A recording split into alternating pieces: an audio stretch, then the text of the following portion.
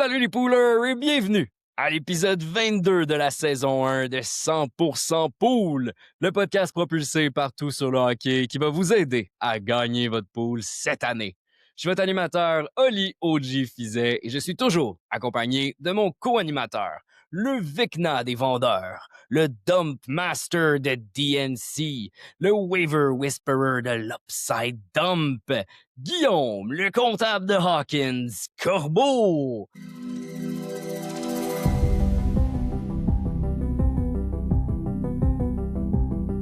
Corbeau, comment ça va? Ça va bien, ça va bien. Aucune référence à tout ce que tu as dit. J'ai aucune idée. Je sais que c'est Stranger Things, mais je sais pas qu'est-ce qui est quoi. Fait que good, tant mieux. Hein? Je suis vraiment pas dans le bandwagon de Stranger Things, mais pas du tout. Désolé, là, je venais de finir Stranger Things pendant le temps de Noël. Je me suis dit que je devais en faire une thématique. Tout le monde écoute ça, même si t'avais pas les références. Écoute, j'avais comme pas le choix. Non, c'est bien correct. Non, mais je veux dire, j'ai vu tout ce qui se passe autour de ça, mais j'ai pas embarqué quand ça a commencé. Puis c'est comme si j'ai 6 saisons à revenir, c'est un peu trop tard. J'écoute des reprises de Brooklyn Nine-Nine à la place. Fait que c'est autre chose. On a fait d'ailleurs un épisode thématique sur Brooklyn Nine-Nine.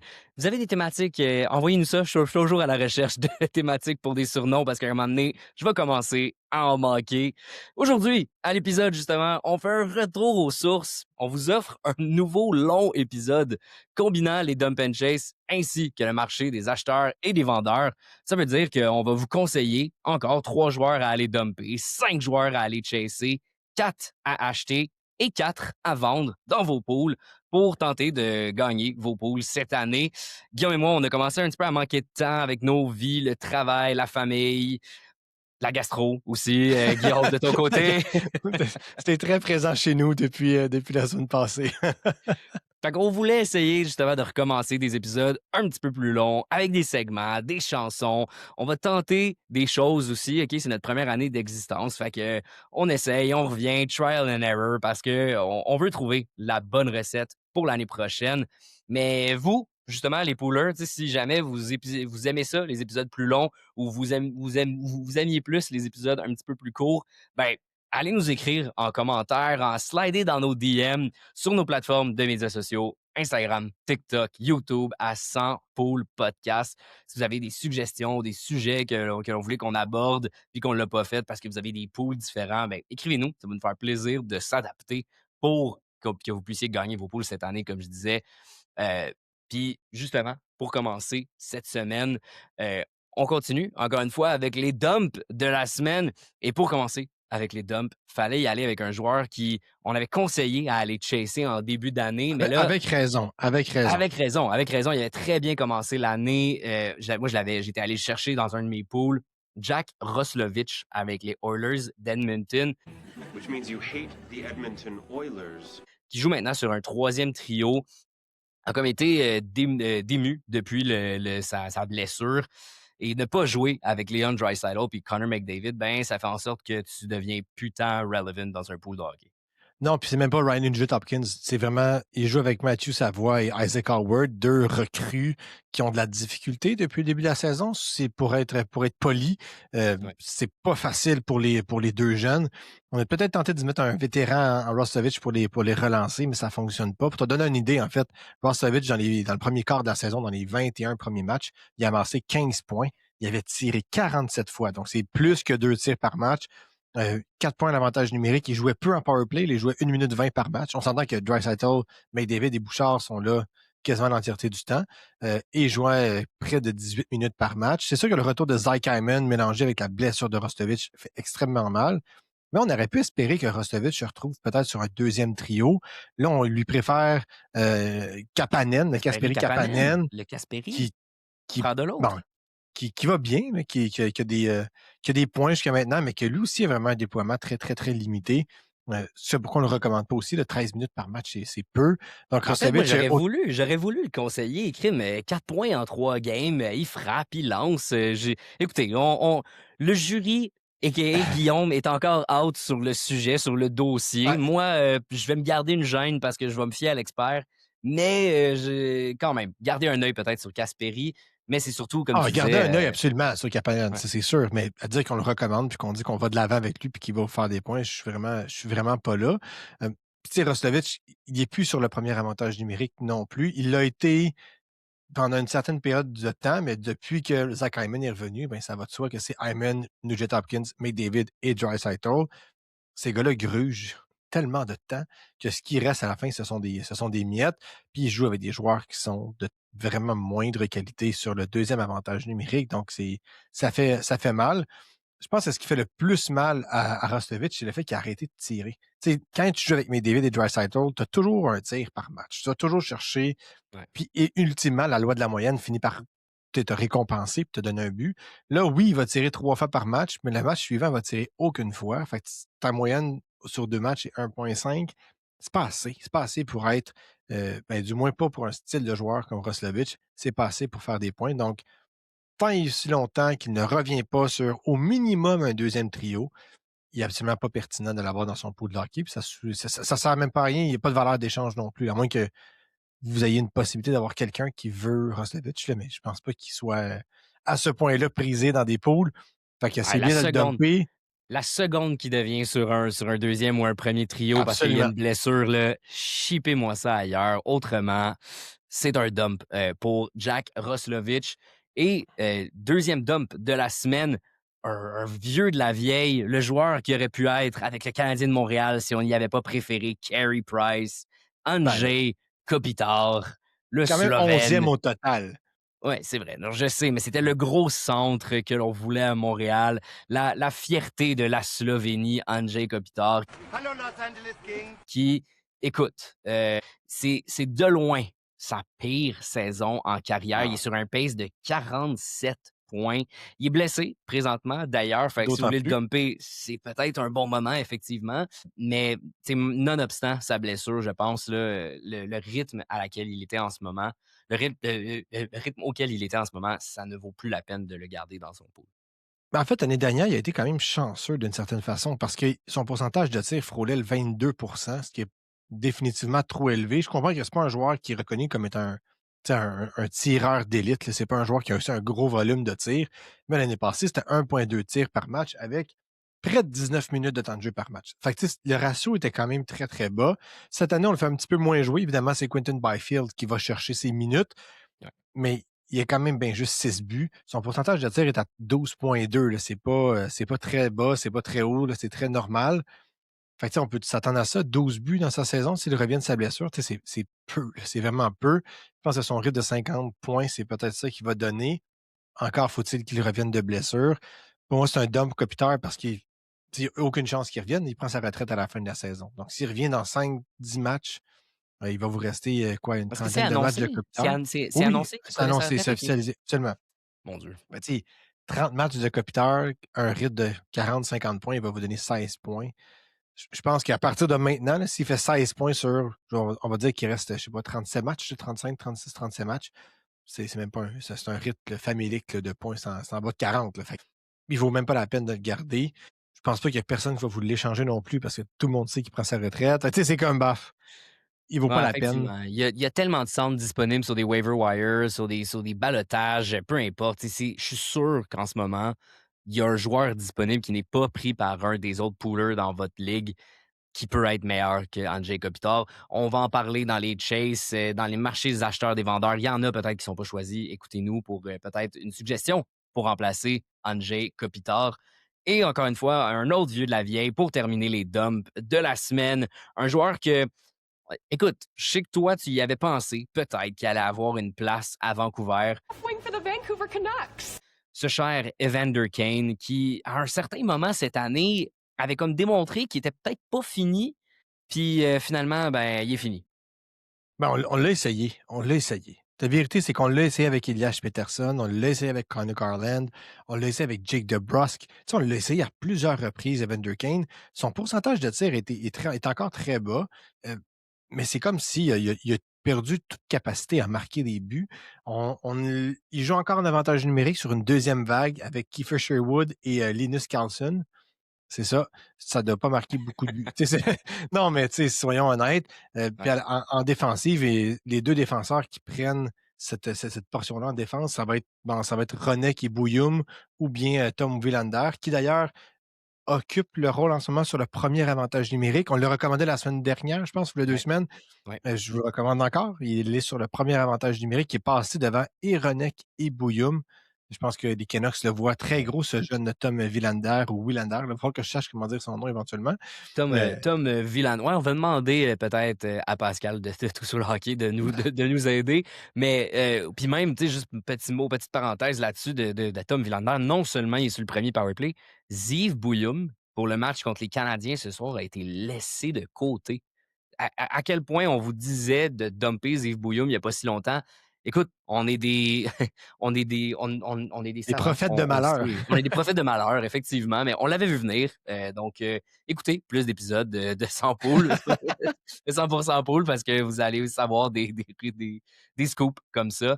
Mais oui, effectivement, tu sais, Evander Kane, écoute, c'est peut-être c'est peut-être le moment du daily reminder, de daily face-off, mais il est rendu sur une 4e ligne, là. Tu sais, avec Aatu Ratti, Nils Höglander. Ce qui est décevant de Kane, puis ça ne veut pas dire que je ne reprendrai pas un jour un risque avec ce joueur-là plus loin dans la saison, mais son pourcentage de tir est bas, son nombre de passes secondaires est bas, mais c'est comme s'il n'est pas capable d'aller chercher le point qu'il a besoin. Tu sais, c'est Ouais. cette situation-là depuis 30 matchs. Tu sais, à un moment donné, il faut en venir à l'évidence qu'il est peut-être juste plus bon. Tu sais, c'est comme le nombre de passes secondaires est bas, ben oui, c'est le fun, mais il ne fait pas de points. Fait que j'y crois plus. J'ai comme perdu espoir qu'il va revenir. Puis quand tu regardes offensivement les Canucks depuis l'échange de Quinn Hughes, je comprends qu'ils ont gagné des matchs, mais c'est maigre. Non, C'est très, très maigre. très maigre. Je veux dire, c'est plus maigre que du bœuf haché extra maigre de chez Maxi Aravet. C'est maigre de chez maigre. Ton boucher n'est pas capable de te faire une viande hachée aussi maigre que l'attaque des Canucks. Fait que c'est pas compliqué. Puis il joue en termes de déploiement, des fois, il va jouer 18 minutes par match puis avoir aucun tir. Tu sais, pour moi, c'est inacceptable qu'un joueur qui est supposé avoir une vocation offensive, ça ne pas tirer au filet. C'est incompréhensible. Puis un élément que j'aimerais rajouter, c'est que chez les Canucks, la majorité des joueurs commencent les mises en jeu, commencent plus de mises en jeu en zone défensive qu'en zone offensive. Ouais. Et Evander Kane est un des seuls, je veux dire, réguliers à l'attaque à commencer plus de mises en jeu en zone offensive avec Philippe Hronek. C'est les deux seuls. Hronek est un OK. défenseur. Même Mais Ronek, OK, quand Kane, même. mais Kane va jouer contre un niveau de compétition plus faible que Hronek, qui va affronter les meilleurs trios adverses. Tout ça pour dire qu'à un Fait moment qu'Evander donné, Kane joue contre des moins bonnes lignes, puis en plus, il performe pas. Ouais, c'est sûr ben là, que c'est ça aille ça. pas.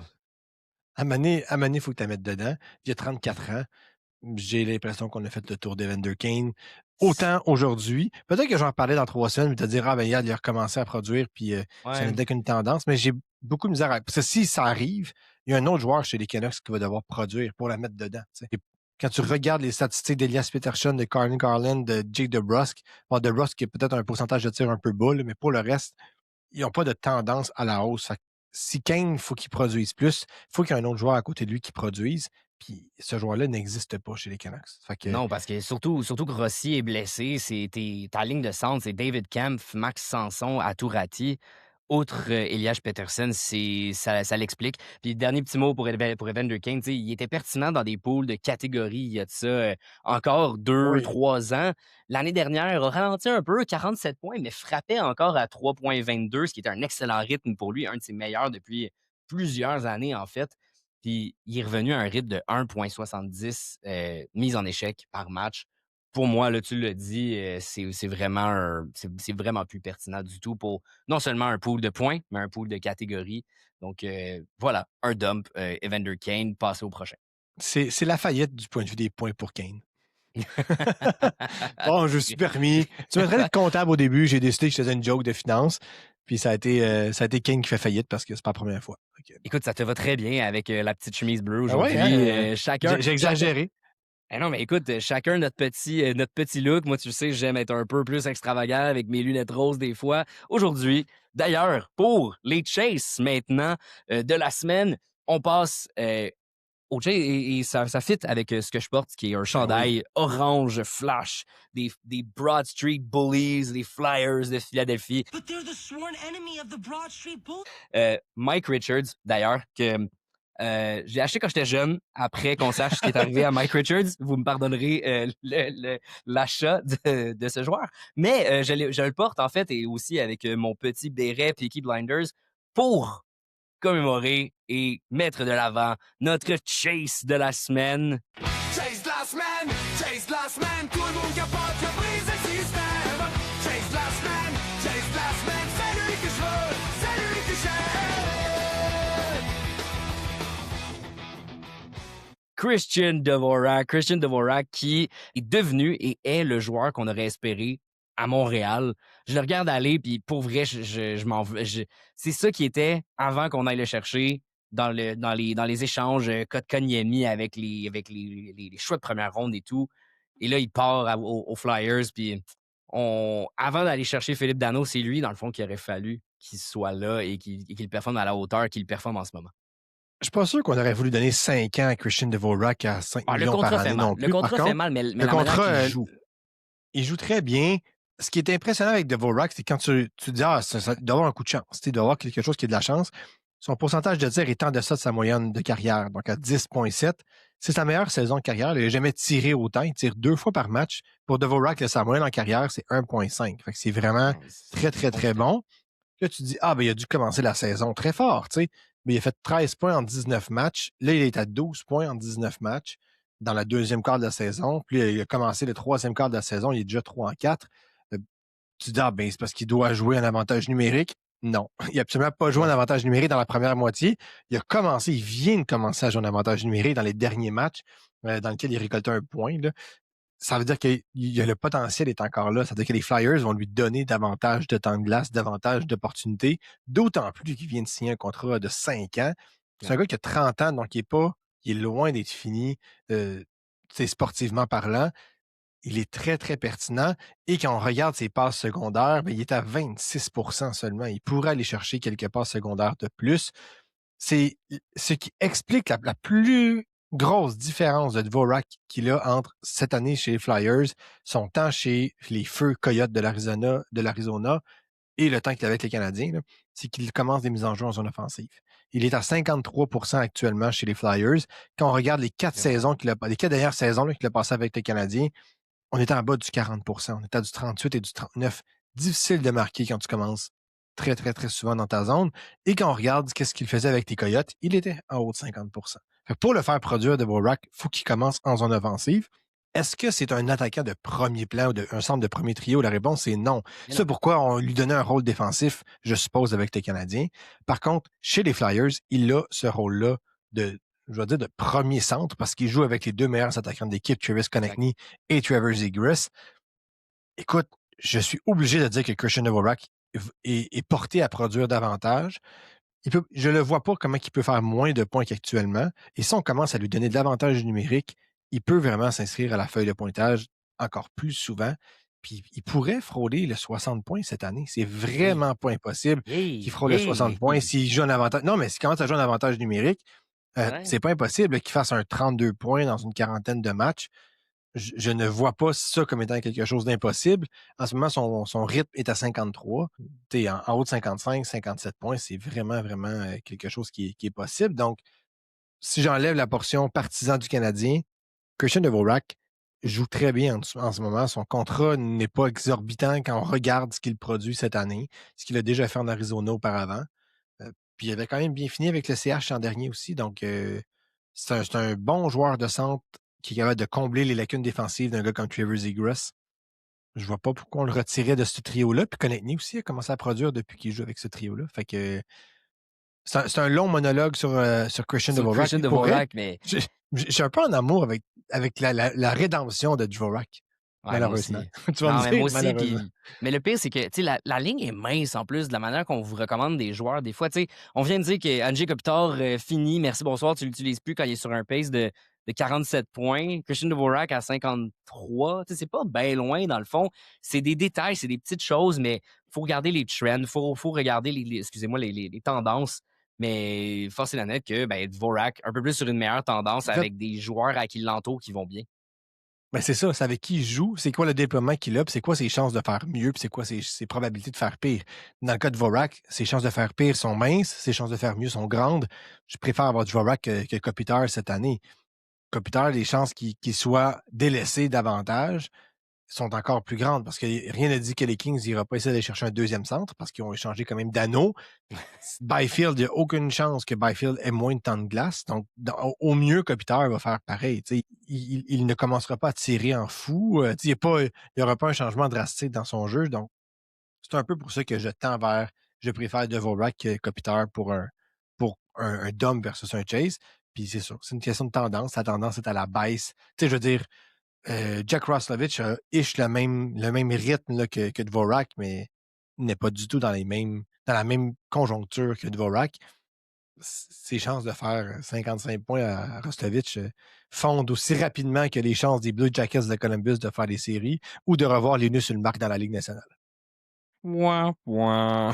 C'est vraiment ça. On parlera pas des rumeurs, ça reste des rumeurs, mais effectivement, quand James Reimer, peut-être pas ma meilleure celle-là, Non. quand James Reimer arrive avec les Sénateurs, écoute, voilà. Hein? Et peut-être un bon sujet à relancer si jamais il y avait un nouveau lancer-compte, ça aurait été dans ce genre d'épisode-là. Et pour le prochain feuilleton de la LNH, passons à un prochain joueur à aller chasser. Un défenseur, écoute, denrée rare des fois, des défenseurs à aller chasser qui sont disponibles parfois. Celui-ci provenant du Mammouth de l'Utah, le deuxième défenseur derrière Mikhail Sergachev, écoute, qui joue quand même très bien. Il a été blessé un petit peu en début d'année, mais revient, écoute, avec un rythme de 43 points, 0,52 points par game. Sean Durzi, qui si ce n'était pas des blessures, parce que lui aussi, c'est un peu un band-aid boy à la Evander Kane et à tous les autres qu'on a pu nommer par le passé, s'il n'était pas des fois toujours blessé, comme l'année dernière d'ailleurs, ben, il produit, c'est un gars qui est capable d'aller atteindre du 44, 43 points par game.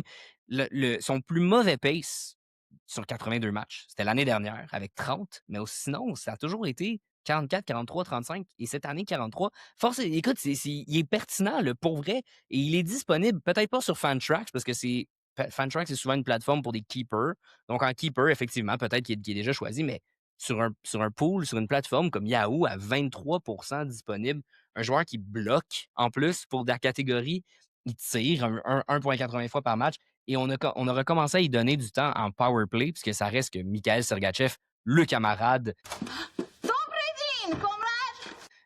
a normalement le power play numéro 1. Mais Crime, il est sur une belle lancée, Sean Durzi.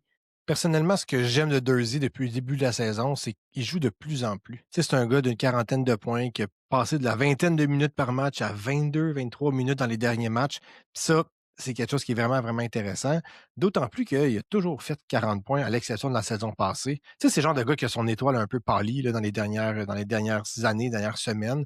C'est pas vraiment une raison particulière. Si tu me dis qu'il y a un gars qui a fait 40 points, 3 ans en ligne, qui a une année moins bonne, puis qui revient avec une quarantaine de points, c'est comme fair enough. Il y a eu une mauvaise saison. Dans le cas de Durzi, c'est un peu ça, mais on a l'impression que c'est pas qu'il est fini, mais il est toujours blessé. Puis pourtant, quand tu regardes en début de carrière, oui, il manquait toujours une quinzaine, vingtaine de matchs, des fois 5, mais c'est pas un band-aid boy certifié. Là, c'est un gars que même dans un keeper, j'irais chercher. Puis tu peux dormir tranquille, quoi, faire ta quarantaine de points. Le Mammouth a aussi quand même plus de force offensive, de puissance à l'attaque. On lui donne un peu d'avantage numérique, comme tu as mentionné. Écoute, c'est un bon petit joueur, comme qu'on dit par chez nous. Ouais, 6 pieds 1, effectivement. Pas petit, mais écoute, il fait la job. Pas gros comme Mikhail Sergachev, le camarade non plus, mais bon. Comme tu dis, un reliable, on aime ça. Un joueur que tu sais ce qu'il va te faire. Un Pasternak, c'est la même affaire. Un joueur que tu sais qu'est-ce qu'il va te donner. Puis parlant de Pasternak, ben prochain chase à aller chercher, tu nous recommandes un joueur des Bruins de Boston. I hate the Boston Bruins. De ton côté, Victor Arvidsson, écoute, j'aurais cru peut-être à un camarade, peut-être que moi, je vous aurais recommandé Marat Kusnudinov, mais c'est peut-être parce que, justement, c'est un camarade, c'est un confrère, mais de ton côté, tu voulais plus y aller avec Victor Arvidsson. Je peux pas recommander Kusnudinov parce que j'ai de la misère à dire son nom, premièrement. Mais non, Arvidsson, c'est simple. Il est pas sélectionné. Il passe vraiment sous le radar. Justement, Kusnudinov, j'ai déjà scrappé son nom une fois. Il vient d'avoir un match de 4 buts, une passe. Il est un peu sur le radar de tout le monde. Arvidsson passe sous le radar. Il roule un rythme de 53 points cette année, Arvidsson. Je me souviens très bien qu'on en a parlé au mois d'août, septembre, là, en disant que l'année dernière, il avait été vraiment malchanceux. Il est un peu revenu au rythme d'antan quand il était avec les Kings, évidemment avec un peu d'âge là, pour Arvidsson. Il tire 2,4 fois par match. Il a encore un très bon volume de lancer, malgré le fait qu'il joue moins de 15 minutes par match. Donc, moi, j'aime beaucoup Arvidsson pour ces raisons-là. Évidemment, allez pas le chercher en pensant qu'il va vous donner 90 points. C'est pas un joueur de premier plan. Par contre, quand je regarde dans ses 14 derniers matchs, il a fait 12 points. C'est loin d'être mauvais. Il joue plus de 2 minutes d'avantage numérique par match. Ça veut dire qu'il peut avoir des présences avec justement Pasternak. C'est juste un joueur qui passe vraiment, vraiment sous le radar. Tu sais, le fameux sleeper dans un pot qui te permet d'aller chercher ta cinquantaine de points dans une fin de repêchage. C'est un peu ça, Arvidsson. Puis dans des head-to-head, c'est le gars qui va te faire gagner ta semaine parce que les Bruins ont quand même pas une si mauvaise saison. Ça, on s'attendait à pire, du moins. Oui, vraiment. Là, écoute, ils viennent de donner une varlope aux Rangers de New York il n'y a pas si longtemps à 10-2. Le match de Kusnudinov qui a fait 4 buts, une de passe, 5 points, justement. ouais. Mais c'est ça, c'est ça que j'aime d'Arvidsson. Fait que c'est pas sexy, ça va pas passer aux nouvelles, ça va pas les headlines, mais c'est un bon joueur de hockey qui va vous donner la cinquantaine de points cette année. Il y a pas de raison de le croire au contraire. Oui, ses passes secondaires sont un peu plus élevées qu'à l'habitude, mais tu sais, rien de mirobolant, là, rien qui va faire que ça va faire vraiment un écart majeur là, dans la balance. Fait que, je veux dire, oui, il est un peu blessé, mais pas plus que ça. Fait que Peter Arvidsson, c'est comme un autre. Lui, c'est un vrai bon petit joueur. Tu sais, c'est pas sexy, mais il t'en faut des joueurs comme ça dans ton pot. Puis quand on cherche des joueurs pour nous faire gagner des semaines, ça te prend des gars comme ça qui me roulent à des points 60, points 65 points par match. Parce que dans une semaine de 3 ou 4 matchs, il va te faire au moins 2 points, si c'est pas 3. Puis c'est payant, ce genre de joueur-là.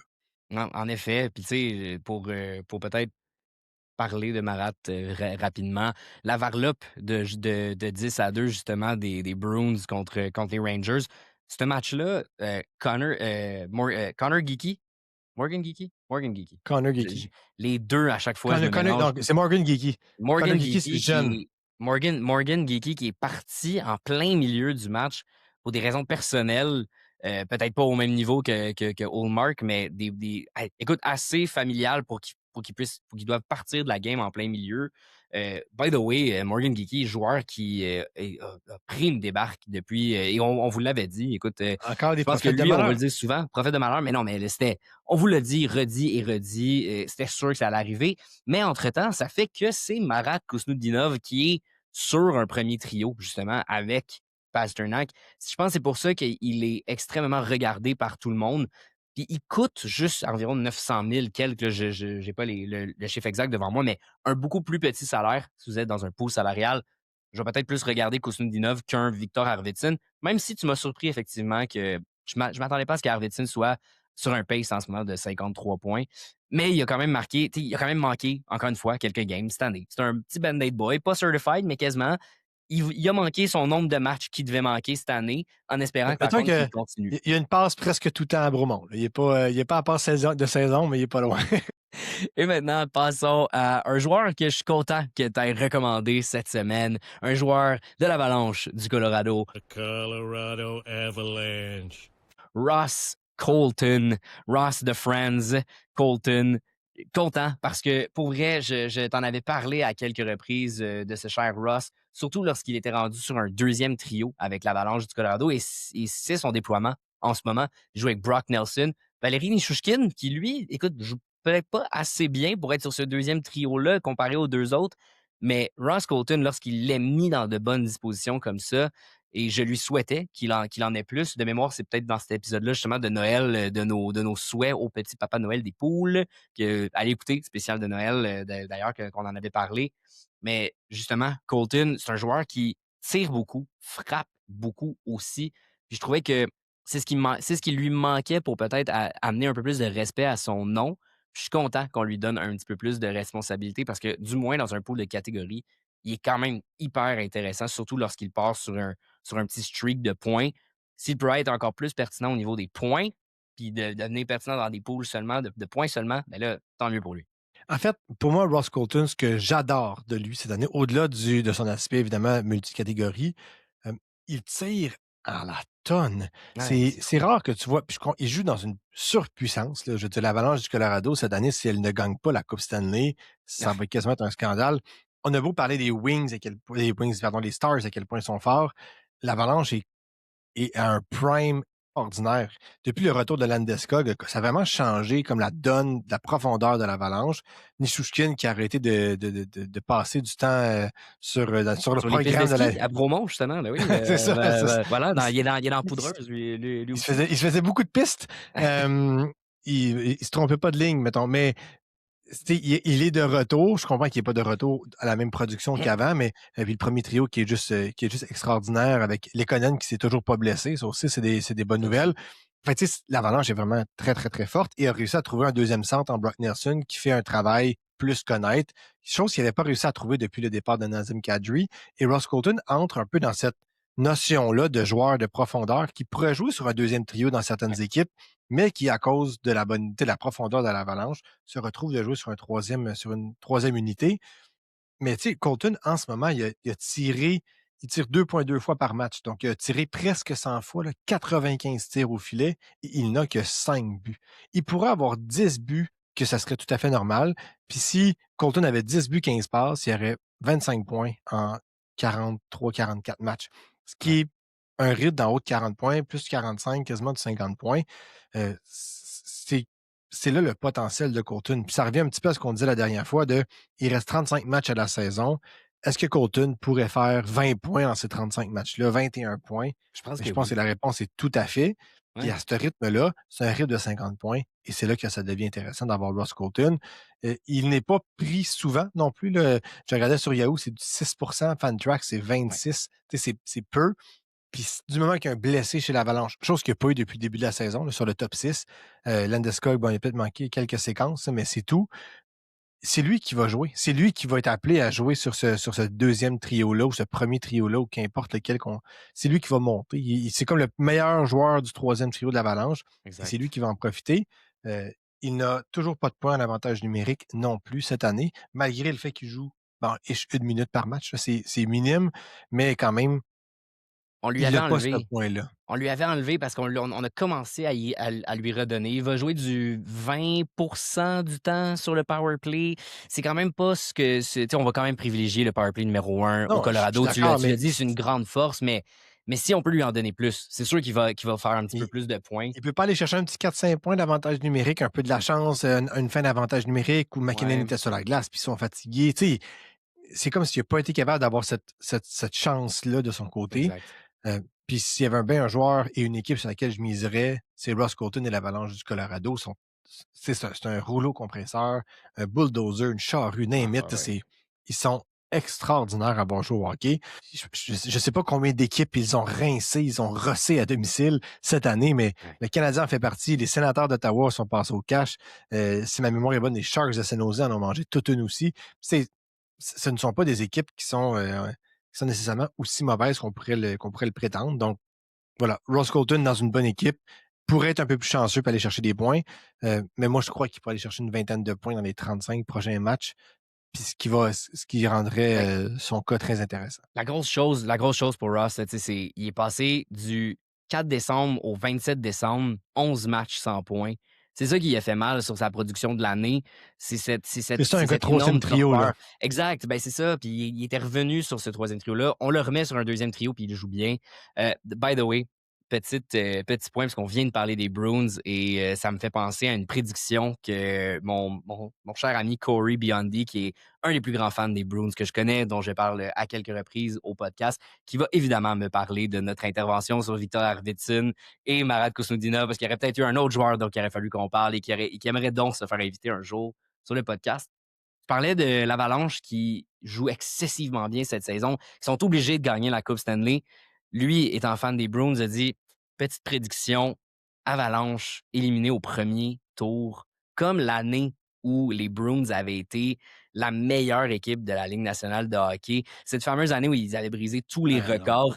Est-ce que cette année, c'est pas ça qui va arriver à l'Avalanche? Bref, c'est sa prédiction. Non, Si j'avais un hot take à écoute, faire, est-ce que c'est celui-là?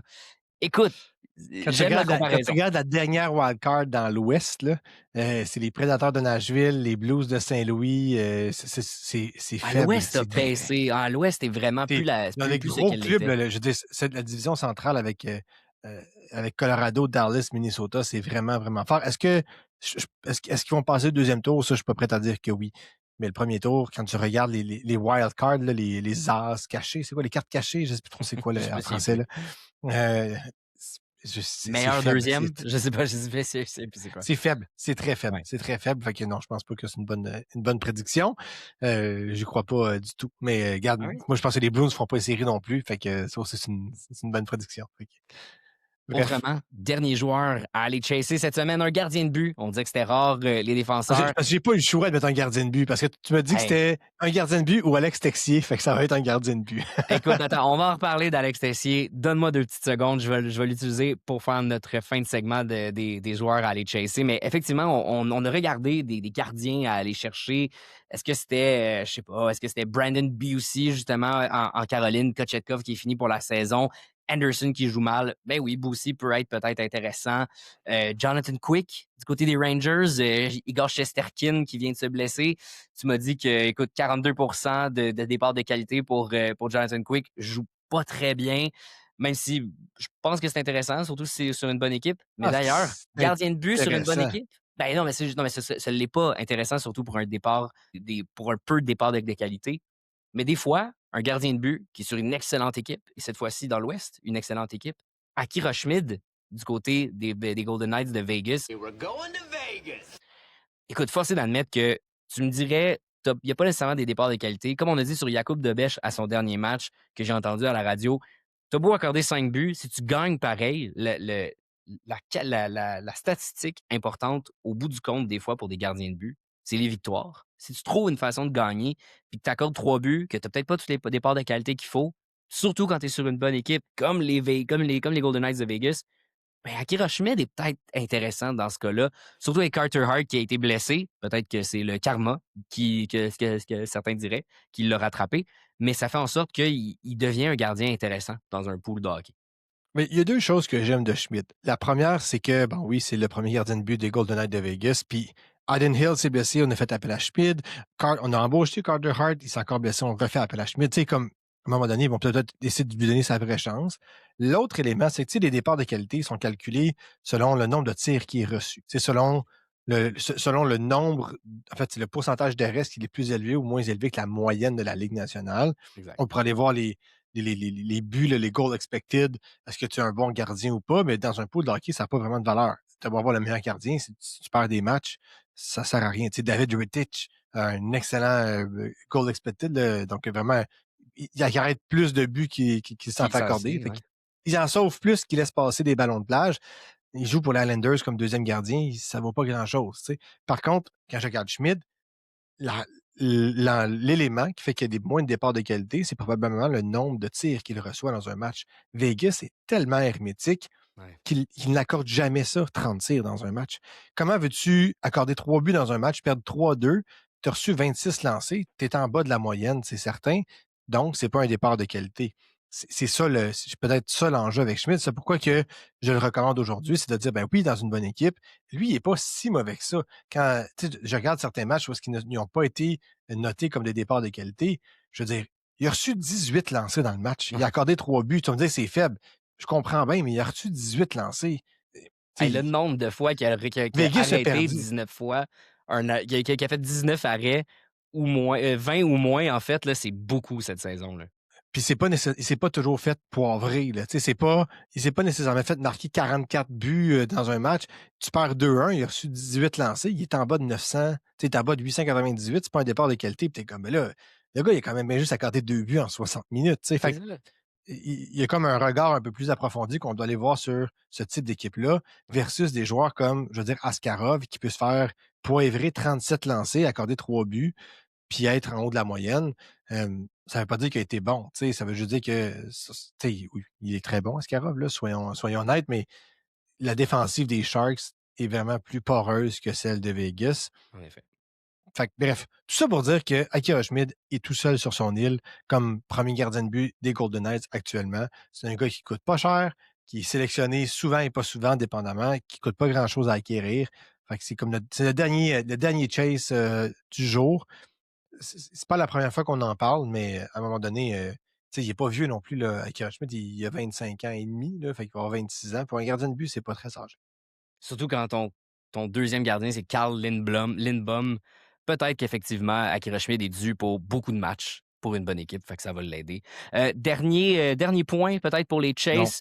Est-ce que, laisse-moi finir, est-ce qu'il y Non. a, à sa signature de contrat avec le Canadien de Montréal, on était en plein enregistrement et on s'est dit, est-ce qu'Alexandre Texier est pertinent pour un pool de hockey? Ça nous a pris 1 seconde et quart, puis on vous a dit non, on va pas en parler, ce sera pas pertinent. Écoute, Guillaume, je vais te poser la même question que j'ai faite pour Oliver Kapanen, le Brother from Another Mother. Brother from another mother. Est-ce que Alexandre Texier, du coup, il est pertinent pour un pool ou il n'est pas pertinent? Non, non. Hey, Alexandre Texier, là, je comprends, il joue sur un premier trio, là, puis il n'est pas impertinent, mais il n'est pas pertinent non plus. Il a joué dans la Ligue nationale 263 matchs. C'est pas une recrue, là. C'est pas un jeune joueur, Alexandre Texier. C'est un gars qui a joué plus de 250 matchs. Il a connu son premier match de 3 points à son 262e match dans la Ligue nationale. C'est pas un bon joueur. C'est peut-être mal coté, mais c'est pas un grand joueur offensif. Ça ne le deviendra jamais. Du moment que Kirby Dach va revenir ou du moment que Alex Texier va avoir un ralentissement, il va retourner sur un troisième trio. Il a des belles habiletés, mais il a connu 2 matchs de 3 points back-to-back. Ça n'arrivera pas souvent dans la saison. Il ne lance pas assez pour continuer à produire à ce rythme-là. Là, tu vas me dire, ah oui, il y a 10 lancés à 3 matchs. Fine, là, mais en carrière, c'est pas un gars qui tire beaucoup non plus. Puis quand tu regardes ses buts, je sais pas si tu as vu les buts d'Alexandre Texier, son tour du chapeau. J'ai vu. Il y a de la chance. Fait que non, Alexandre Texier, c'est pas encore un joueur que j'irais sélectionner. Vous allez le prendre, là, puis vous allez juste le voir mourir sur un premier trio. Il est même pas sur le premier avantage numérique non plus. Là, il est sur un deuxième avantage numérique. Le trio de Suzuki et Caulfield, le duo Suzuki-Caulfield ne sont pas d'excellents joueurs à 5 contre 5 non plus. Je pense que Suzuki là, est dans... Non, c'est vrai. Statistiquement parlant, Suzuki, si ma mémoire est bonne, c'est comme le 110e joueur le plus productif là, à 5 contre 5. Fait que c'est pas... il ne fait pas partie de l'archi-élite en avantage numérique, c'est autre chose. Défensivement, c'est autre chose, mais c'est ça. Fait que, non, Alexandre Texier n'est pas pertinent. Il mérite tout ce qui lui arrive. Tant mieux, c'est le fun. C'est un beau joueur. C'est le fun d'avoir joué francophone et tout, mais... il irait beaucoup mieux, je crois, à long terme sur un troisième trio. Et encore là, je sais pas. C'est comme un joueur qui ne fit jamais dans son alignement. Il y a une raison pourquoi ça ne marche jamais. T'sais. D'accord. Je prends mon béret, je prends ma baguette, je prends mes clics et mes claques. Et on passe maintenant au marché des acheteurs et des vendeurs. Et on retourne à Vegas pour le premier joueur à aller acheter, Mitch Marner. On en a parlé à quelques reprises cette saison dans le à 100% pool. Ça vaut la peine d'aller acheter Mitch Marner du côté des Golden Knights de Vegas. De mémoire, il est revenu sur un premier trio avec Ivan Barbashev et Jack Eichel, où des fois, il change avec Mark Stone. Des fois, il joue même au centre de Riley Smith et de Pavel Dorofeyev. Daily reminder de Daily Face-Off. Donc, continuez d'aller regarder parce que ça peut changer. Mais il est encore sur un premier power play. Il est pertinent pour un pool. Point. Oui, puis on en a déjà parlé, je pense, dans un autre épisode. D'après moi, c'était dans cette page-là, dans notre document, mais Marner, c'est un joueur qui, présentement, roule un rythme d'en bas de 90 points. Puis, c'est pas normal. C'est un gars qui en a fait 100 avec les Leafs pendant plusieurs saisons. 5 saisons en ligne, en fait. Et là, il commence à avoir excusez l'expression, mais une stride. C'est même pas une tendance dans son cas. Là, c'est vraiment, il commence à prendre ses aises avec sa nouvelle équipe. Exact. C'est spécial parce que c'est comme si on lui a retiré certaines responsabilités en avantage numérique. Il joue un peu moins en avantage numérique. Il joue un petit peu moins de temps de glace. Et il est les plus performants. Quand on regarde le premier quart de la saison, il tirait environ 1,5, 1,6 fois par match. Dans le deuxième quart, on est rendu à du 2 tirs par match et il se maintient à 2 tirs par match, ce qui est la norme là, pour Marner. Donc, c'est comme s'il revient un petit peu à ses habitudes avec les Leafs. Est-ce que le fait de le bouger de trio, c'est vraiment ce qui est idéal? Je pense pas. Moi, je pense qu'on devrait le laisser avec Jack Eichel. Mais Vegas est comme il est dû, Marner, éventuellement, pour exploser. Et c'est comme si ses chiffres s'en viennent. Il a fait 6 points en 4 matchs et c'est pas prêt d'arrêter. Si Pavel Dorofeyev pouvait avoir un petit peu plus de constance au niveau des buts, je crois que ça aiderait Marner. Non, mais c'est vrai, c'est un gars qui est très par séquence. Il me fait penser un peu à un genre de un Max Pacioretty de l'époque où est-ce qu'il fait compter 10 buts en 10 matchs puis devenir complètement off. C'est ce genre de joueur-là. Dorofeyev, là, c'est le stéréotype russe qui fonctionne par séquence. C'est exactement ça. Je l'ai dans mes poules. Je l'ai dans mes 2 poules cette année. Je l'adore, le camarade Dorofeyev. Mais effectivement, c'est pas le gars le plus reliable des semaine par semaine. Il est quand même sur un rythme de 62 points. J'adore le fait qu'il joue avec Mitch Marner. Mais si vous voulez que Mitch Marner revienne à un rythme de 100 points cette saison, faut qu'il joue. Il va falloir que Mark Stone se blesse. Ça sera pas long que Mark Stone va se blesser. C'est pourquoi on vous demande d'aller l'acheter, c'est qu'il faut que tu l'achètes avant qu'il explose. Et là, en ce moment, il est dans un élément où est-ce que il commence à revenir en termes de production, ses chiffres individuels reviennent. Il faudrait juste qu'il joue avec un meilleur allié, un meilleur centre. Il ne suffit que Mark Stone se blesse ou même Jack Eichel se blesse parce que si Marner joue avec Stone, ça pourrait l'aider aussi. J'ai pas l'impression que ça va prendre beaucoup de temps avec est-ce que vraiment Mark Stone va être capable de jouer une saison complète? Là? C'est quasiment impossible. Donc voilà, Mitch Marner, là, définitivement un joueur que j'irai acheter le plus rapidement possible. Maintenant, prochain joueur à aller acheter, le centre numéro 1. Peut-être qui redevient enfin la vraie star offensive qu'on attendait du côté du Kraken de Seattle. Matty Beniers, qui enfin là, a explosé.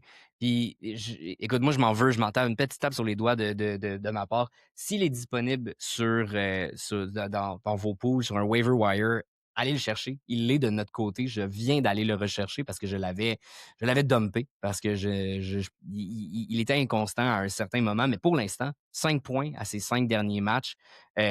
Les 5 de ses 9 buts ont été marqués dans les 6 derniers matchs. Ça vous montre à quel point il est en feu en ce moment.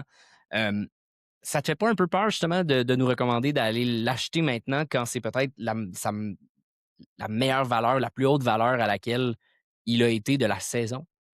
Ben, tu sais, il a commencé la saison avec Mason Marchment, avec qui ça fonctionnait pas. Tu sais, autant Marchment, ça va bien avec les Jackets, autant ça fonctionnait pas avec Seattle. Et là, on a commencé à le faire jouer avec Jordan Eberle. Capo Caco est revenu de blessure et c'est comme si le pudding a pogné. Non, non, parce que c'est un gars de 23 ans. Faut juste pas l'acheter avec une idée d'un gars d'un point par match. Je pense que Matty Beniers, à terme, il va te faire un 60-65 points. C'est la tendance dans laquelle il se dirige actuellement. Oui, il y a 5 points en 5 matchs, mais le reste de ses chiffres est intéressant. Le chiffre que je retiens davantage, c'est le nombre de mises en jeu en zone offensive. La saison, il y a 3 ans ou 4 ans, indépendamment à quelle année, en 2022-2023, à sa saison recrue, où est-ce qu'il a fait justement ce 57 points-là, si la mémoire est bonne, il avait 56 des mises en jeu en zone offensive.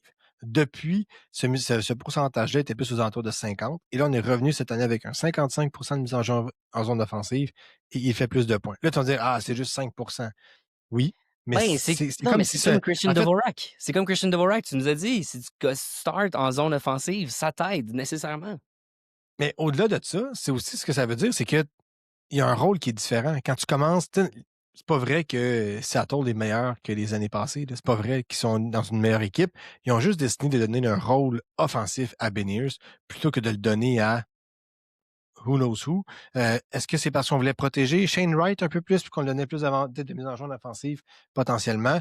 Mais quand tu regardes la charte là, des joueurs qui commencent plus souvent en zone offensive qu'en zone défensive du côté de Seattle, à part Eberle puis Jared McCann, mais c'est pas mal juste Matty Beniers. Mais c'était pas le cas dans les dernières saisons. Fait qu'on a décidé que McCann, Eberle et Beniers allaient former les joueurs les plus offensifs de cette équipe-là. Capo Caco se retrouve tout près, là, mais il n'est pas exactement dans la même bulle. Pour moi, ce que ça me dit, c'est qu'on a décidé de donner à Beniers dans le déploiement dans cette équipe-là le plus de chances possible de produire. Et en ce moment, il répond très, très bien avec un pace de 54 points. Ça devrait se maintenir et peut-être même aller plus haut. Moi, je pense que ça peut même aller plus haut, franchement. Là, c'est le genre de gars en ce moment qui est en feu. Ça a peut-être enfin cliqué, comme tu as dit. Jordan Eberle aussi va bien. Leur premier avantage numérique avec Jared McCann qui est revenu de blessure, qui joue très bien aussi. Écoute, tant mieux si on lui donne plus de chance qu'à Shane Salty Wright. Ça va me faire plaisir de voir Matty Beniers réussir dans ce cas-là. Tu l'as encore sur le cœur, hein, Shane Wright? Écoute, je pense qu'en étant fan des Canadiens de Montréal, t'as comme pas le choix d'avoir une petite flèche à envoyer de temps à autre envers Shane Wright. Mais je suis quand même très bien content d'avoir sélectionné Juraj Slafkovský, qui était d'ailleurs dans nos marchés des acheteurs il y a de ça quelques semaines. À quel point, justement, on vous dit avant qu'il explose. Évidemment, écoutez sans plus le podcast, on va vous dire quand est-ce qu'ils vont exploser. Prochain joueur qu'on pense qu'il va exploser et qu'il faut aller chercher, Jimmy Snuggerud du côté des Blues de Saint-Louis. Et oui, écoute, il n'y a pas juste des mauvaises nouvelles qui sortent de Saint-Louis. On aurait pu vous dire que Jordan Kyrou est quasiment un dump. On pourrait vous dire que Robert Thomas a peut-être enfin recommencé. Puis c'est ce qui fait que son coéquipier de trio, Jimmy Snuggerud, va peut-être bien jouer d'ici la fin de l'année. Mais tu le dis, à Saint-Louis, quand tu joues avec Robert Thomas, c'est la clé du succès. On l'a mis avec Robert Thomas et Pavel Buchnevich, qui était notre recommandation la semaine dernière ou il y a 2 semaines. Les deux ont commencé à produire et Snuggerud en profite, évidemment. Snuggerud joue plus. Il est passé dans les derniers matchs, dans les 3-4 derniers matchs, sa moyenne est environ à 17 minutes par match. En début de saison, c'était à 13, donc on lui a vraiment donné un rôle plus offensif. Je pense à Saint-Louis, on a fait, bon, il n'y a rien de bon qui arrive dans cette saison-là. On va tenter de donner une chance aux jeunes. Et le jeune répond quand même très, très bien. Il est rendu sur un premier avantage numérique avec Thomas, Buchnevich et Dalibor Dvorsky, qui lui joue plus sur un 2-3e trio là, à 5 contre 5. Mais quand même, ça veut dire qu'on a vraiment retiré Kyrou, qui était le cancre, tout simplement, de ce trio-là, de ce quatuor-là d'attaquants. On a toujours de la misère à trouver un défenseur pour rouler l'avantage numérique, mais ça, c'est un autre problème. Il reste pourtant, Logan Mailloux était pas la solution à aller chercher pour un avantage numérique à Saint-Louis? Ben, c'est de le faire marquer peut-être, là, mais autrement, je pense pas. Quand tu regardes un petit peu plus loin par rapport à Snuggerud, ben, on lui donne des minutes qui sont quand même relativement protégées. On ne le fait pas affronter les meilleurs trios adverses, même s'il joue sur un premier trio. Donc, à domicile, il risque d'être beaucoup plus performant qu'à l'étranger. On tente de le faire jouer le plus possible en zone offensive. Bon, à Saint-Louis, c'est pas facile parce qu'ils n'ont pas souvent la rondelle. Là, donc, c'est plus difficile d'avoir des mises en jeu en zone offensive. Mais Jimmy Snuggerud va en profiter ultimement, ça c'est pas mal certain. Et quand on va un petit peu plus loin, quand tu regardes dans son game log, il a commencé à tirer au filet. Il a commencé enfin à avoir des matchs de 4-5 lancés. Il y a de moins en moins de beignes dans la colonne des tirs. Puis c'est ça que tu veux voir d'un jeune joueur. C'est-à-dire qu'il est impliqué. Tu n'as pas besoin de le voir jouer pour savoir que plus qu'il tire, plus qu'il est impliqué. C'est-à-dire qu'il a plus de chances en avantage numérique. Ça veut dire qu'il joue avec des bons joueurs, qui est plus souvent en zone adverse. Ce sont des indications qui sont vraiment intéressantes pour aller chercher ce genre de jeunes joueurs-là. Et si on attend trop, si jamais, c'est psychologiquement parlant, une recrue de 20 ans fait plus qu'un point ou 2 matchs, c'est difficile de l'acquérir. Quand tu es en haut du 0.5 par match, j'ai l'impression que tous les directeurs généraux de pool retiennent ces joueurs-là en disant d'un coup que, et en ce moment, Snuggerud est à 0.41. C'est un flop, c'est fini, c'est un pas bon. Allez le chercher, puis profiter du fait qu'il joue sur un premier trio à Saint-Louis. Fait que là, tu es en train de me dire qu'un joueur qui tire beaucoup, qui frappe, qui s'implique, qui a des minutes, c'est un joueur qui est intéressant, qu'il faut regarder, puis qui... Tu sais, je t'ai parlé d'un gars de Pavel Regenda, là. Puis je sais qu'il y a plein de gens peut-être qui nous écoutent qui sont comme « Ah, qui, pardon, quoi? » Écoute, ce gars-là arrive dans la ligue, se fait remonter, a 26 ans. C'est un Slovaque qui a bien joué dans une autre ligue, mais pas tant dans la AHL. Arrive, 2 premiers matchs dans la Ligue nationale avec les Sharks cette saison. 2 buts, un but par match, dont en power play. Il frappe, il lance. Ses statistiques par game, c'est 2,8 tirs par match. C'est 2,5 mises en échec par match. Il est impliqué. Puis tu m'as dit qu'il n'allait pas finir le mois de janvier avec les Sharks de San Jose. Je t'ai dit que je pense que Pavel Regenda, au même titre que Jimmy Snuggerud, un gars qui tire, un gars qui frappe, qui s'implique, qui a des minutes, qui est sur un deuxième trio en ce moment, s'il n'est pas, et je le dis officiellement, s'il ne reste pas avec l'équipe d'ici le mois de janvier, je fais un épisode avec une perruque blonde avec grand plaisir. Je te le dis, il y a des gars, des fois, que ça leur prend du temps avant de réaliser un potentiel. Tu sais que Pavel Regenda, dans le dernier match, il a joué 12 minutes. Il n'y a pas de points dans ses 3 derniers matchs. Dans le dernier match contre Vegas, le 11 janvier, aucun but, aucune passe. C'était un match très difficile pour l'équipe au complet. Ça a été une Le autre match d'avant- varlope. Ça a été une autre varlope. Le match d'avant, 3 tirs, 3 mises en échec, pas de points, mais le gars, il est impliqué. Il est y a pas impliqué. de points, c'est 3 derniers matchs. On lui donne un peu de temps en power play.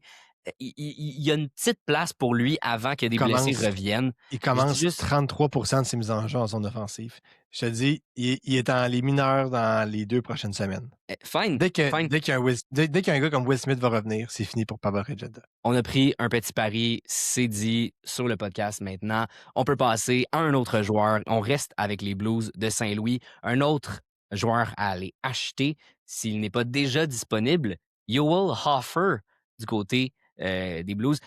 Tu penses qu'il vaut la peine? Écoute, on a tellement, excusez-moi de mon langage, on a tellement chié sur la tête à Jordan Binnington que c'est peut-être enfin le temps de Yoel Hofer de bien performer à Saint-Louis. Ben là, on a recommencé, dans les derniers matchs, là, c'est vraiment du 50-50. C'est spécial parce que les Blues de Saint-Louis font une alternance 50-50 entre Offer et Binnington.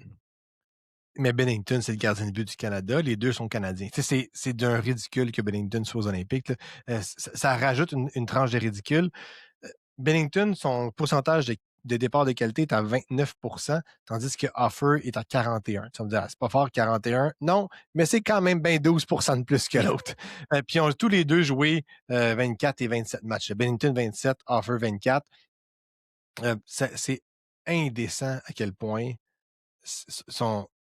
Offer a la chance d'être vraiment, vraiment meilleur que Binnington. Et quand je regarde dans les derniers matchs, Offer a une belle séquence à partir du 12 décembre. Ouais. Il y a quand même 5 départs de qualité, pas consécutifs, là, mais dans cette partie-là. Je trouve que c'est quand même très, très bon, 5-7. Les Blues ont recommencé un peu à gagner aussi. On lui a donné un peu plus de matchs de façon consécutive. Entre le 9 décembre et le 17 décembre, c'est lui qui a joué tous les matchs des Blues. Ou du moins, il venait en relève une fois à Bennington, qui n'a pas bien été. On a commencé à lui donner plus de matchs. Bennington a été nommé sur l'équipe olympique. On en a retiré un peu, mais j'ai vraiment l'impression que ce n'est qu'une question de temps avant que Offer. Non, mais c'est vrai, c'est ça, c'est la tendance. Non, mais je sais, t'as quasiment- raison. C'est Quasiment ça. la journée pile, là, depuis le 31 décembre, donc depuis que Bennington a été officiellement sur l'équipe canadienne, Offer a juste joué 2 matchs. Là. Fait que, c'est 2 matchs sur 5. Puis pourtant, Ça n'a pas, c'est pas comme si Binnington... ça a pas été 2 bons matchs en plus, malheureusement pour lui, là, parce que ça allait bien son mois de décembre. Janvier était un petit peu plus compliqué pour lui. Malgré une victoire, c'était 3 buts accordés, 875. J'espère qu'il va se replacer, pour être franc avec toi, parce que moi aussi, j'aimerais ça y croire en Yoel Hofer. Mais quand tu 25 ans, en regardes plus. Bennington, c'est la même chose. Il a accordé Oui, 7 exact. buts sur 35 tirs, puis 3 buts sur 24. Tu sais, c'est vraiment pas chic, là, mais le point, et Bennington est à ce point-là mauvais que Offer a une valeur. Les Blues ont recommencé tranquillement, pas vite à gagner. Si les Blues ont une séquence de victoires, les chances que ce soit Bennington dans le filet sont archi minces. Bennington est le pire gardien de but de la Ligue nationale cette année. Plus que Grubauer? Plus que Grubauer? Plus que Grubauer. Grubauer, Oh. belle séquence. Belle séquence, Grubauer. Ouais, c'est ça. Uh-huh. Je vais la retenir, celle-là. Ah oui. J'ai une belle séquence. Tant mieux pour lui. Oui, tout à fait. Ça demeure pas un bon gardien de but. Mais c'est ça. C'est ça. Fait que, tout ça pour dire que Joel Offer, c'est un peu par défaut d'aller l'acheter. Des fois, ça se peut qu'il soit disponible aussi sur un waiver wire. Là, donc, c'est pas, ça peut être un chase aussi. Mais il y a comme tellement une faible valeur qu'il va vous coûter à peu près rien. Il peut pas faire pire que ce qu'il fait en ce moment. T'sais, il peut pas faire moins que 50-50 avec Binnington, à quel point Binnington est mauvais. Donc, tout ce qu'il peut avoir, Offer, c'est d'avoir une belle séquence puis de garder plus les buts. Il perdra pas son poste de numéro 1, de 1.1 ou 1.5, peu importe, au main de Binnington, à quel point l'autre est mauvais. Fait que dans le pire des cas, il joue la moitié des matchs. Dans le meilleur des cas, il en joue plus, de plus en plus, puis ça va devenir payant. Fait que c'est comme un joueur à acheter avec un très faible risque de faire pire que ce qu'il fait en ce moment, en fait. Autre joueur et dernier joueur à aller acheter cette semaine du côté des Sharks de San Jose. C'était peut-être un mauvais segue que j'aurais peut-être dû faire de Pavel Regenda maintenant, mais un joueur qui est sur le premier trio, c'était la place à Colin Graff qui lui a fait ses points lorsqu'il y était. Igor Chernyshov, lui, a ralenti un tout petit peu, effectivement. Mais Avec raison. William Eklund, qui, écoute, est rendu sur un pace en ce moment de 58 points, va bien, est remis sur un premier trio avec Macklin Celebrini. Celebrini qui est le troisième. J'ai vu une statistique sur lui, là. C'est l'adolescent qui a atteint le plateau des 70 points le plus rapidement, accompagné de Sidney Crosby et de Gretzky. C'est incroyable à quel point Macklin Celebrini est. Si on hésitait qu'il était un joueur générationnel, il faut repenser cette affirmation parce que je pense qu'il en est un. Et lorsqu'un joueur qui joue avec un gars comme Celebrini, avec Connor McDavid, avec Crosby, avec McKinnon, va bien performer, il le démontre en ce moment. Et William Eklund, lui, est remis là, donc il devient encore plus pertinent. Et vous devriez aller le chercher tout de suite avant qu'il ralentisse parce qu'il est déjà très bien parti. Il a 3, 4, 5, 6 points, 8, 7 points à ses 7 derniers matchs environ. Il Ouais. est, il est tout feu, tout flamme. Il n'est pas vraiment disponible dans des pools normalement. Yahoo, 42 d'accord, mais il n'est pas à un niveau de points avec 29 en 41 en ce moment où il est impossible à aller chercher. Je pense qu'il y a quand même plusieurs DG qui vont croire que OK, il est peut-être pas si incroyable que ça. Mais je vous le dis, si vous voulez aller le chercher, il va très bien faire performer d'ici la fin de la saison. Puis il faut aussi le voir tu sais, dans un objectif d'un keeper à long terme. Le top 6 des Sharks va être hallucinant. Ouais. Est-ce que Will Smith va vraiment rester sur un premier trio? Est-ce qu'on va vouloir le mettre au centre du deuxième? Il y a Michael Misa qui, bon oui, un mondial junior très ordinaire, mais c'est quand même un deuxième choix au total. On a parlé de Chernyshov, on a parlé de Graff, on a parlé de Quentin Musty. Il y a du talent à en revendre du côté des Sharks. Et Eklund va toujours être sur ce top 6-là. Est-ce qu'il va jouer avec sur un premier trio, sur un deuxième trio? Ça, je ne le sais pas. Mais il est vraiment très, très, très talentueux, Eklund, pour compléter ce top 6-là. Et comme tu dis, quand il joue avec des bons joueurs, il va faire des points à l'appel. C'est des Bruni, il va faire des points. Ça n'a aucun sens. Donc, j'aime les chances de Eklund actuellement de continuer à faire son rythme de points par match jusqu'à temps qu'il sorte du premier trio. Colin Graff a fait un beau travail le temps qu'il était là, mais je pense que Eklund est une solution un peu plus, je veux dire, à long terme, le temps que Will Smith revienne. Et dans le pire des cas, il peut aller jouer sur un deuxième trio avec Venberg et Toffoli, qui est quand même pas un si pire deuxième trio que ça. Il va continuer à jouer un avantage numérique, il va continuer à avoir des minutes. Fait que c'est absolument un super. Je ne sais même pas si on peut encore appeler ça un prospect à 23 ans, mais c'est un très beau jeune joueur qui a un potentiel de faire environ 70 points peut-être dans sa carrière, là, un genre de plateau qui va être aux alentours, 65-70 points. C'est le temps de le prendre avant que il aligne encore le 4-5 matchs d'un point par match puis qu'il devienne inaccessible, malheureusement.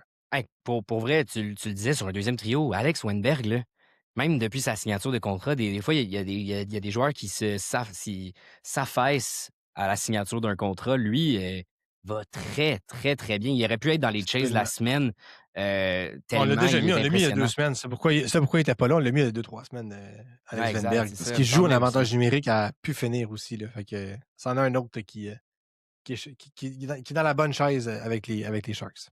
Et autrement, maintenant, ça met fin à nos marchés des acheteurs. Maintenant, passer au marché des vendeurs. Et j'ai pas voulu mettre Leo Carlson dans les dumps cette semaine parce qu'évidemment, c'est pas un dump. Il y a 1 point en 10 matchs. C'est un joueur qui ne tire presque plus. Tu sais, je pense qu'il y a quelque chose cette semaine dans le podcast que vous allez avoir remarqué, c'est qu'on parle de joueurs qui tirent. William Eklund, une de ses meilleures saisons à 2,6 tirs par match. Lorsque tu tires, tu as plus de chances de faire de points. On le dit souvent. C'est une des premières règles dans les pools et qu'on va vous dire et redire, comme le fait qu'on gagne un pool de hockey avec des défenseurs.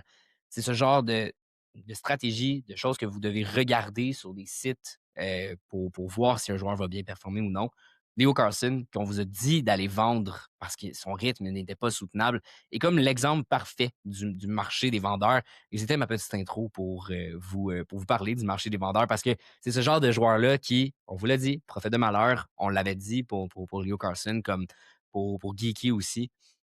Donc, les prochains joueurs qu'on va vous nommer, peut-être à regarder si leur performance va baisser et voir si on va continuer d'être des prophètes de malheur. Et allons du côté des Sabres de Buffalo. Avec un défenseur qui joue bien en ce moment, Bowen Byram, qui, on dirait, a compris comment jouer à Buffalo. Tant mieux pour lui, mais ça fait en sorte que, écoute, ça se peut que ça régresse parce que c'était pas un rythme qu'il avait en début d'année, c'était pas un rythme qu'il a tenu auparavant. Peut-être qu'il a trouvé la façon de faire des points là-bas, mais chances are que ça va diminuer. Mais sans avantage numérique, c'est difficile de faire des points pour un défenseur ou d'en faire à l'appel comme il en fait. Le rythme de 46 points qu'il a en ce moment est très, très. C'est même exceptionnel, là, sachant que en moyenne, il joue 1 minute 42 d'avantage numérique. Il y a 3 points d'avantage numérique pour toute l'année. C'est vraiment pas assez pour dire qu'il va continuer à avoir un rythme de 45 points là, dans l'année. Si tu dis qu'il fait 46 points, mettons, cette année, ça veut dire qu'il aurait fait 40 points à 5 contre 5. Ça veut dire qu'il faut que les Sabres en marquent des buts à 5 contre 5. Je pense que Buffalo a perdu un match à ses 14 ou 15 dernières rencontres, là, une statistique qui est fou, qui est un peu folle. Clairement, Byram, il fait partie des joueurs qui ont profité de cette séquence de victoire-là, mais qui ont aussi profité pour engraisser sa fiche, chose qui dit que c'est plus ou moins soutenable. Au-delà de ça, son pourcentage de tir est à 17,2 C'est énorme. C'est 3 fois plus que ce que ça devrait être. Et est-ce qu'il est encore un bon joueur de hockey? Absolument. Mais il devrait avoir plus la quarantaine de points cette année. Comme l'année dernière, il avait fait 38 points. Ça devrait être aux alentours de ça qu'il va avoir Bowen Byram cette année. Donc, si vous voulez l'échanger, il est à son maximum de valeur. Si vous avez des défenseurs de trop, c'est le temps de peser sur la gâchette. Puis si jamais vous en manque de défenseurs, c'est peut-être pas Byram que vous devriez aller chercher. J'irai en chercher un autre. Alors, pour moi, Bowen Byram, c'est pas un joueur que j'irai chercher. J'étais en train de le vendre le plus possible. Mais écoute, je suis content pour lui. Un défenseur qui a été souvent blessé, qui a 24 ans. Je trouve qu'il a la valeur de Byram de dire « Hey, j'ai un jeune défenseur de 24 ans qui roule un rythme de 45 points cette année. Tu le veux-tu? » J'ai l'impression que le retour pourrait être vraiment mieux que si vous dites « Hey, j'ai un défenseur de 24 ans qui est toujours blessé puis qui a fait 38 points. Ça vous le veux-tu? » Probablement que de recevoir un late pick. Puis en plus, Bowen Byram, c'est le genre de joueur qui se blesse, puis là, il se blesse pas depuis 2 saisons. Ah, profitez-en. Même 3. Là, il a joué 73 matchs il y a 2 ans. Il a été très souvent blessé en début de carrière, mais il a quand même réussi à éviter les blessures dans les 2 dernières années. Là. Il a manqué 10 matchs dans les 200 derniers. C'est quand même pas mauvais. Là. Puis tu l'as dit, il profite d'une équipe de Buffalo qui va, mon Dieu, tellement bien maintenant depuis quelques matchs. Ils sont 9 victoires et une défaite à leurs 10 derniers matchs. Des joueurs comme Tage, évidemment, qui continuent à super bien aller, mais Josh Doan, Ryan McLeod joue bien. Josh Norris, qui écoute, il est quand même à 16 points en 18 matchs. Josh Norris, quand il est pas un Band-Aid boy, quand il est pas sur le banc des blessés, il joue bien. Donc, tant mieux, bon tant mieux. Hockey, Ukko Pekka Luukkonen ou 7, combien il y a de K dans son nom? Ça n'a pas de sens. 1, 2, 3, 4. J'ai souvent de faire ces jokes-là. Non, t'es trop vieux. Non, t'es trop vieux. Je suis désolé. Moi, j'ai le look pour être un gars qui peut faire 6-7, mais pas toi. OK. Quoique toi, côté comptabilité, peut-être. Peut-être tu peux faire une joke de 6-7, ça peut passer. Honnêtement, il a juste abusé des 6-7 dans tous les trucs de fin d'année 2025. Ça n'a aucun bon sens, mais en tout cas. Bref. Écoute, ton gars, quoi, là, 3 ans, là, il va en faire des 6-7 dans pas longtemps. Minute. Ouais, tu vas voir, ça va commencer. Mais bon petit segue pour parler du prochain joueur à aller vendre parce que je parlais de Josh Norris. Dylan Cousins, qui lui a été le joueur qui a été échangé à Ottawa pour justement Josh Norris, qui je crois, selon toi, ça va pas très bien à Ottawa. On a parlé de Hallmark sans en parler.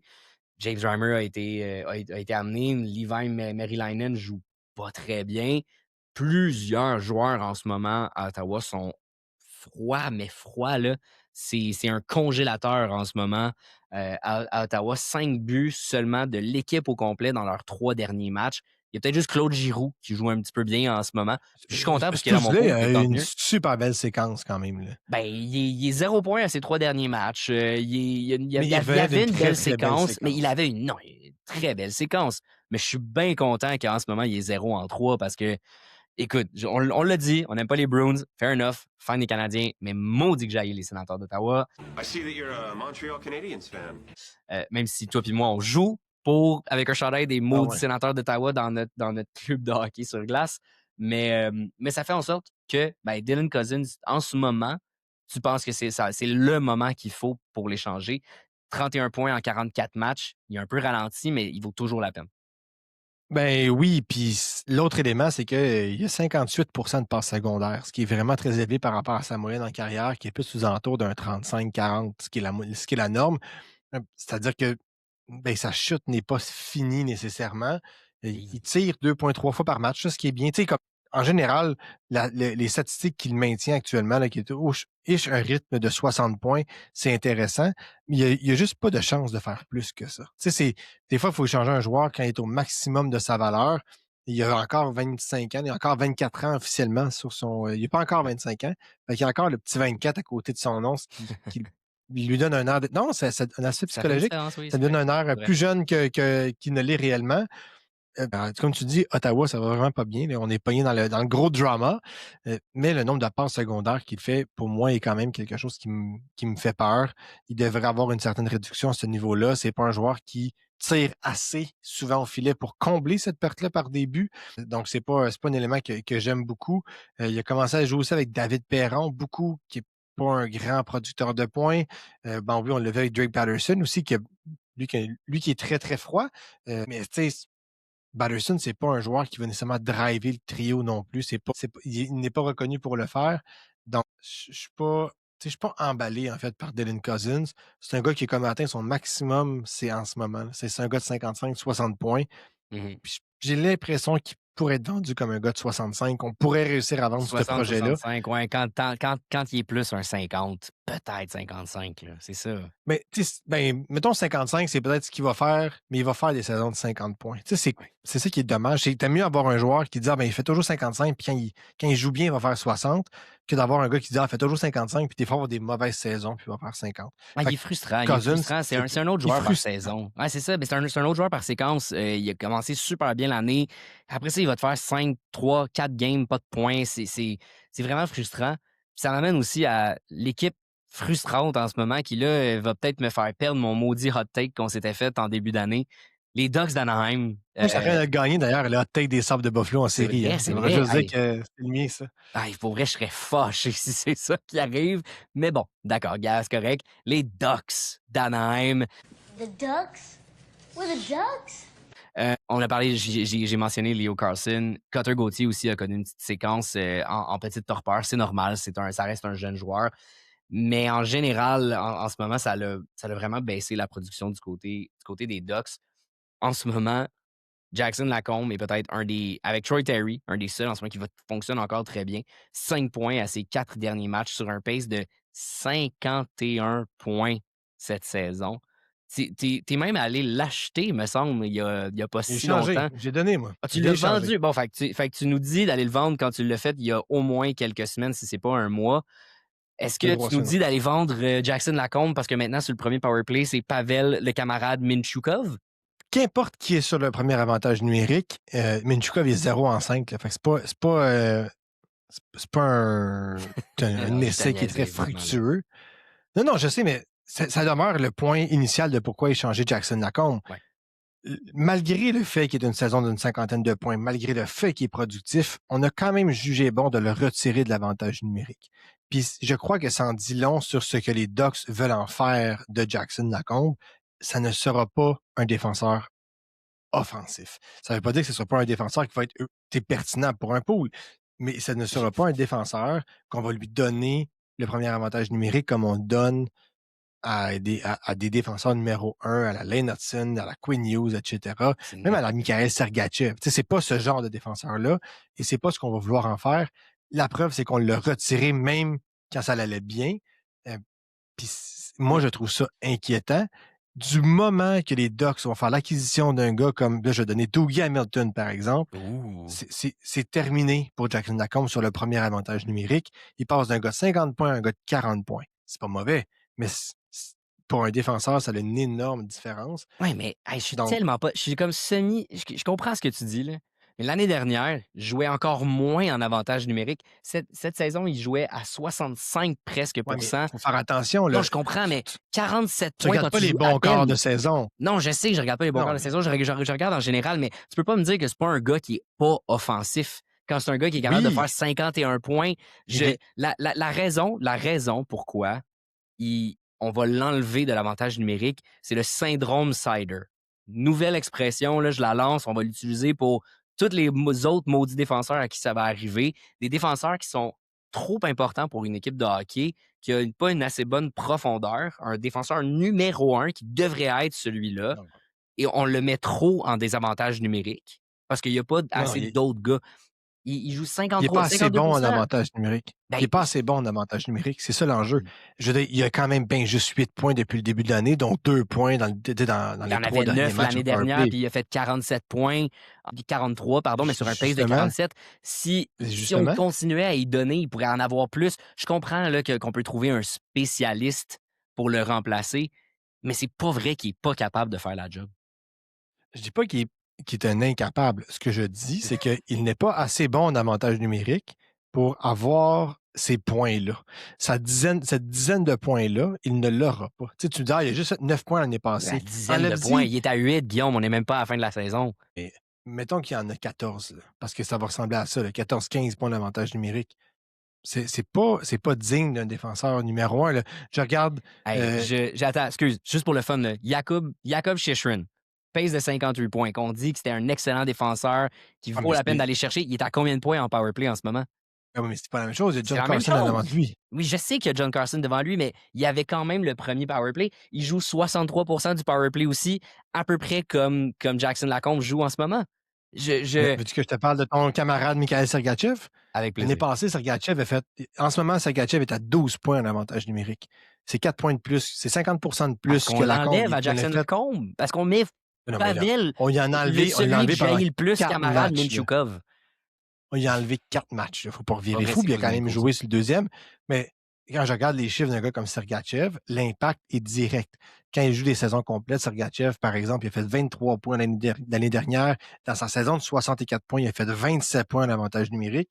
Si tu lui retires ces points-là, ce n'est plus un défenseur de 55-60 points, c'est un défenseur de 40 points. Puis c'est ça la différence. Regarde un gars comme Noah Dobson ou Michael Madison. Dobson a un gros début de saison. Il va vraiment moins bien ces temps-ci parce qu'il n'a pas accès à l'avantage numérique pour, excusez l'expression, mais streamliner ses mauvaises séquences. Des gars comme Suzuki et Caulfield, ça va pas bien à 5 contre 5, ils sont pas Pour capables de venir marquer, balancer, c'est vrai. mais ils ont l'avantage numérique pour continuer à venir avoir une production. Un gars comme Lacombe, on lui retire. Ça ne veut pas dire qu'il n'y aura pas une bonne saison cette année. Ça veut juste dire qu'à long terme, la vision qu'on a de Jackson Lacombe, c'est pas le joueur qui va piloter notre avantage numérique. Puis tu parlais de l'effet de Sider. Sider était quand même le premier gars en avantage numérique, puis on ne l'a jamais retiré. Cette année, il a fini par produire Il n'y parce avait qu'on a personne réussi à d'autre. donner... Il n'y avait personne d'autre là, à y avait personne donner d'autre. à Détroit. Là, ils ont quand même eu Shane Gostisbehere Eric pendant un certain Gustafsson. temps. Ils ont tenté Eric Gustafsson, c'en a un autre. Ils ont Sandin Pelika cette année avec qui il aurait pu donner l'avantage numérique, ils ne l'ont pas fait. Mais c'est un gars comme Simon Edvinson qui est venu pallier la perte défensive qui a permis à Sider de s'ouvrir.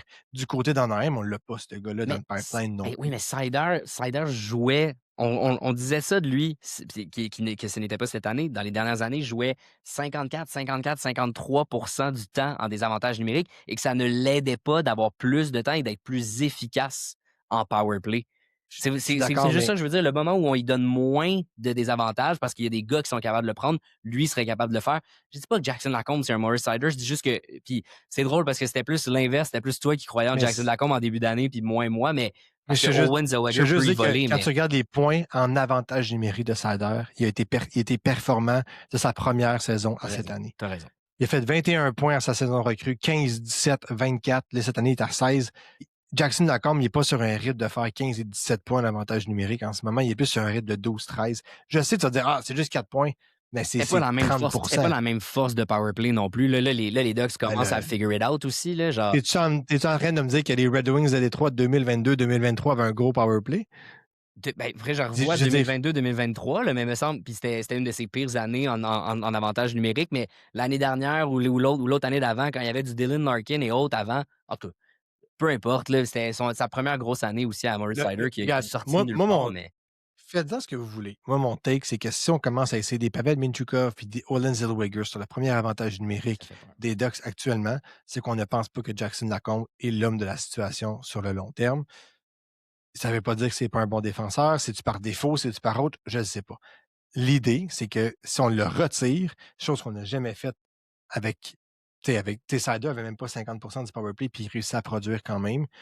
Lacombe a l'avantage numérique. Il y a une force de frappe en même offensive. Lacombe n'est pas capable d'en prendre, d'en profiter. Puis c'est ce qui me fait dire qu'il risque d'être plus dans une tangente d'un gars à la Seth Jones qui est plus dans la 40-45 points, des fois 35 s'il n'est pas le premier défenseur. Puis les Ducks, je serais bien surpris qu'ils gardent leur brigade défensive comme ça. Ça serait surprenant et c'est tout ce qui leur manque. Donc, ça, c'est mon take à moi. Oui, je l'ai fait le move il y a 3 semaines. L'idée de dire, là, ils viennent changer, c'est Mintyukov qu'on a mis là, qui n'est pas très bon. Remarque, je comprends pas pourquoi on met pas Donnez-le à Zellweger. Zellweger, voyons donc. C'est n'importe quoi. Mais c'était un peu écrit dans le ciel que ça allait arriver. C'est ça. Je suis désolé. J'aime Lacombe. J'y souhaite, mais son rythme de 51 points, c'est parce qu'il y a 5 points en 4 matchs. Là, mais avant, c'était un rythme de 45. Malgré tout ce qu'on lui donnait, malgré le fait que les Ducks ont marqué des buts à appel, Lacombe, il jouait 25 minutes par match, puis il roulait pas un rythme de 60. Fait que voilà, ça veut pas dire qu'il est pas bon, ça veut juste dire qu'il ne fait pas de points. Dernier joueur à aller vendre. Tu as vendu Jackson Lacombe et j'ai vendu le camarade, le gardien de but, Sergei Bobrovsky. Oh, what's his name? Poplinski? Bobrovsky!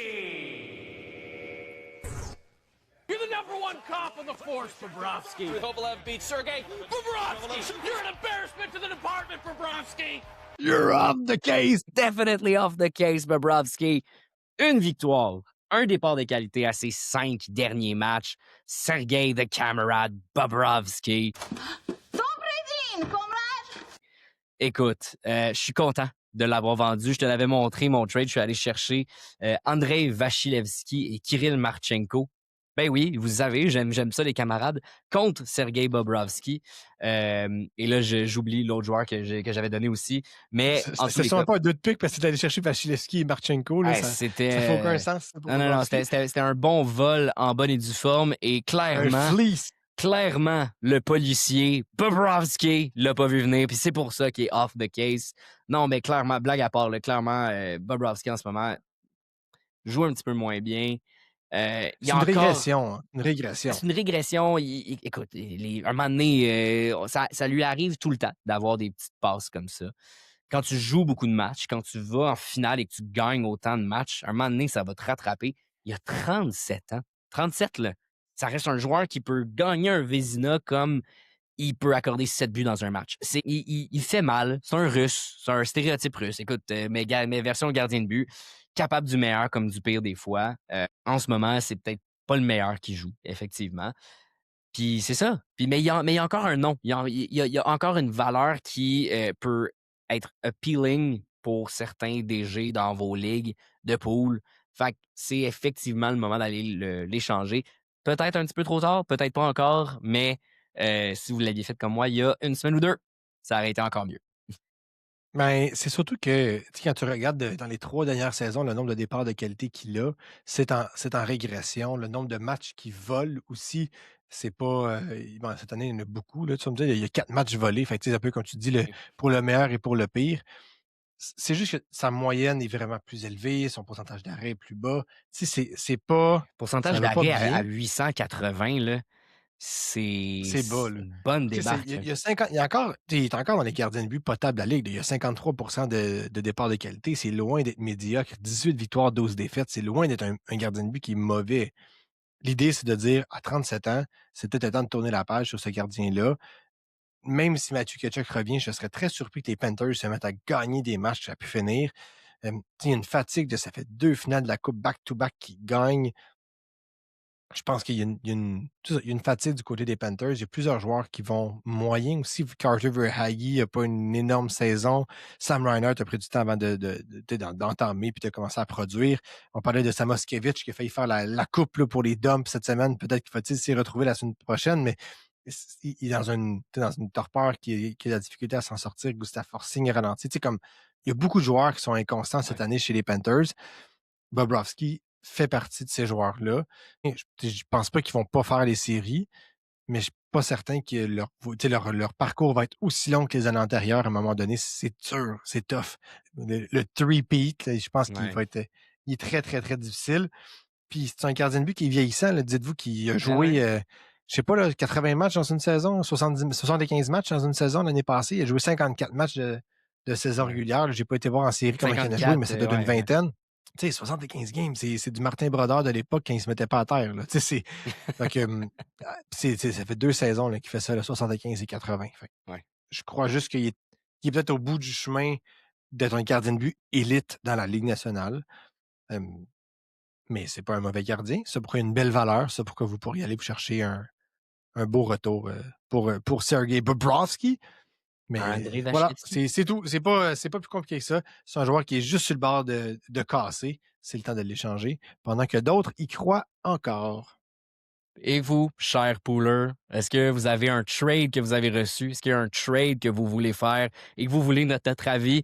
Il y a un joueur sur le waiver wire puis vous hésitez à aller le chercher. Écrivez-nous en commentaire sur nos pages Instagram, TikTok, YouTube, à 100 Pool Podcast. Écrivez sur nos Reels, on essaie d'en faire un petit peu plus justement parce qu'on sait que vous aimez ça. Puis ça va nous faire plaisir de vous répondre, que ce soit en DM ou en commentaire. Guillaume, merci beaucoup encore une fois pour cet épisode un peu plus long cette semaine. Puis on espère qu'on a continué de vous aider à gagner votre pool cette année. Salut les poolers.